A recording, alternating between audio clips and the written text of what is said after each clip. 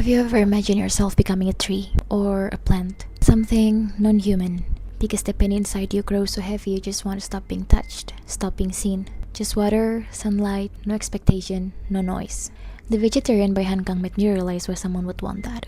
Now, imagine being married to an emotionally unavailable man who thinks you have no charm, have no beauty, just ordinary enough to control and to shape however he wants. From the very first page, this novel has brought some kind of women rage inside me. Because what we're reading isn't love, it's control disguised as a normalcy. This is a story about Young Ye's decision to stop eating meat, aka becoming a vegetarian, after a long series of terrifying nightmares. And honestly, this should have been a moment for empathy. But instead, her husband annoyed because her choice messes up his dinner. Her family, consisting of an abusive father, a powerless mother, and a clueless sister, acts like she just committed a crime by choosing not to eat meat.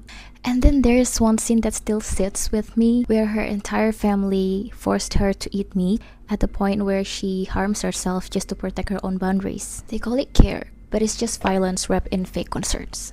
It shows easily how women's bodily autonomy get dismissed when everyone thinks they know what's best for her. And it really shows that sometimes even the word no isn't enough. It's never enough. And somehow we end up getting used to explaining our personal choices over and over again just to be heard.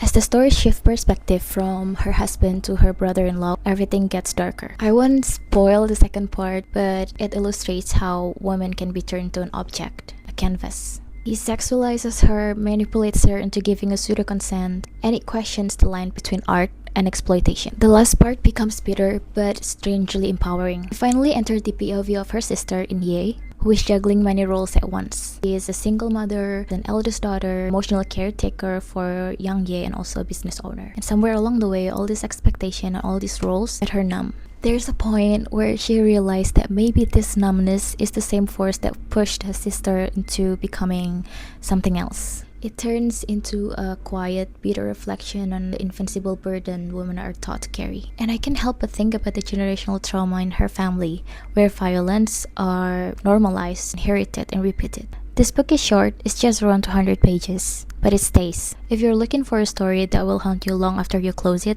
The Vegetarian is definitely it. This is the kind of story that forces you to think how easily the world punishes women for simply just alive and existing.